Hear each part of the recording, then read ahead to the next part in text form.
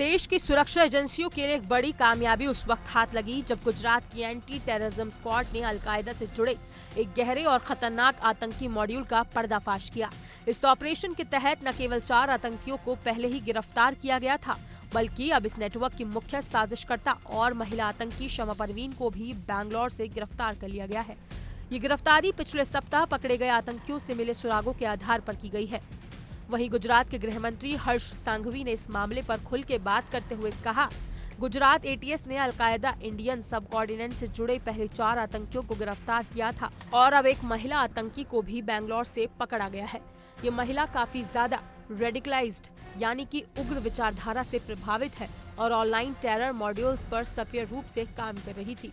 इस महिला के कई पाकिस्तानी संपर्क भी सामने आए हैं, जिनके प्रमाण उसके कब्जे से मिले डिजिटल डिवाइसेस से प्राप्त हुए हैं। पुलिस अधिकारियों के मुताबिक शमा परवीन की गिरफ्तारी आतंकवाद की उस खतरनाक ऑनलाइन दुनिया से जुड़ी है जो सीमाओं से परे जाकर युवाओं को उकसाने और आतंकी विचारधारा की ओर मोड़ने का काम करती है। शमा AQIS के लिए डिजिटल माध्यमों पर काम कर रही थी और वो एक ऐसा चेहरा बन चुकी थी जो लोगों को कट्टरपंथी बनाकर उन्हें हिंसा के रास्ते पर धकेलने का काम करती थी। उसकी गिरफ्तारी से यह साफ हो गया है कि आतंक का जाल न केवल सीमाओं के बाहर फैला है, बल्कि देश के भीतर इंटरनेट के माध्यम से भी आतंकी संगठन अपने पांव पसार रहा है। गौरतलब है कि पिछले हफ्ते गुजरात एटीएस ने AQIS से जुड़े 4 संदिग्ध आतंकियों को गिरफ्तार किया था। इनमें से 2 गुजरात से जबकि बाकी 2 दिल्ली और नोएडा से पकड़े गए थे। ये सभी 20 से 25 साल के युवा हैं, जिन्हें भारत में बड़े टारगेट और महत्वपूर्ण लोकेशनों पर आतंकी हमले की जिम्मेदारी सौंपने की तैयारी चल रही थी। ये चारों आतंकी सोशल मीडिया प्लेटफॉर्म्स के माध्यम से आपस में जुड़े हुए थे और लगातार एक दूसरे के संपर्क में थे। पुलिस जांच में ये भी सामने आया कि इन आतंकियों के सीमा पार संपर्क भी थे। इनके नेटवर्क की पहुंच पाकिस्तान और अन्य देशों तक है, जहां से इन्हें ट्रेनिंग, फंडिंग और मार्गदर्शन मिलता रहा। यही नहीं, ये आतंकी संगठन युवाओं को सोशल मीडिया के जरिए बहकाने और उन्हें जिहादी गतिविधियों में शामिल करने के लिए खास रणनीति अपनाते हैं। गिरफ्तार आतंकियों के मोबाइल, लैपटॉप और चैट हिस्ट्री से कई चौंकाने वाले दस्तावेज और वीडियो मिले हैं, जो इनके नेटवर्क और मकसद को उजागर करते हैं। गुजरात एटीएस ने इस ऑपरेशन के तहत कुल 5 आतंकियों को गिरफ्तार किया है और ये संख्या अभी और बढ़ सकती है, क्योंकि इस नेटवर्क में कई और लोग शामिल हो सकते हैं जो अलग अलग देश के हिस्सों में सक्रिय हैं। अधिकारियों का कहना है कि डिजिटल फॉरेंसिक जांच, इंटरसेप्ट कॉल रिकॉर्ड और डिवाइस एनालिसिस के जरिए इस मॉड्यूल के अन्य सदस्यों तक पहुंचने की कोशिश जारी है। इंडियन सब कॉन्टिनेंट के पहले 4 आतंकियों को गिरफ्तार किया है। कल एक और बड़ी सफलता गुजरात एटीएस को प्राप्त हुई है। एक महिला जो बेंगलुरु से है, ये आतंकी खास तौर पे हाईली रेडिकलाइज है, ऑनलाइन टेरर मॉड्यूल पे काम करती हैं।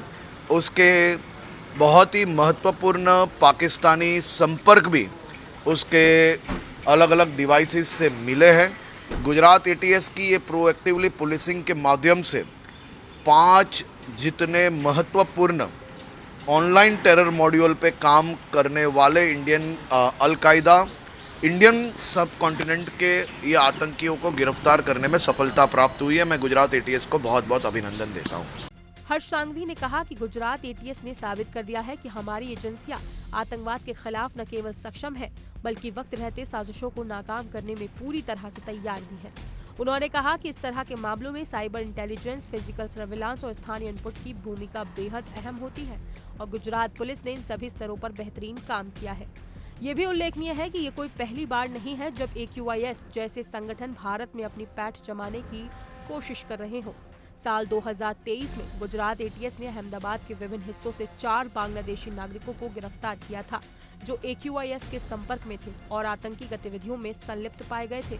इन सभी गिरफ्तारियों से ये साफ है कि अलकायदा जैसे संगठन अब भी भारत में छिपकर नेटवर्क बनाने की फिराक में है और वो युवाओं को सोशल मीडिया के जरिए टारगेट कर रहे हैं।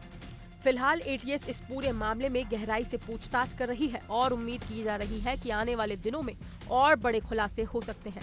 देश के लिए ये एक चेतावनी है कि अब आतंकवाद केवल सीमा पार की बात नहीं रही, बल्कि ये डिजिटल नेटवर्किंग और ऑनलाइन कट्टरता के माध्यम से हर कोने में फैलने की क्षमता रखता है। ऐसे में सतर्कता और जागरूकता ही हमारी सबसे बड़ी ताकत बन सकती है।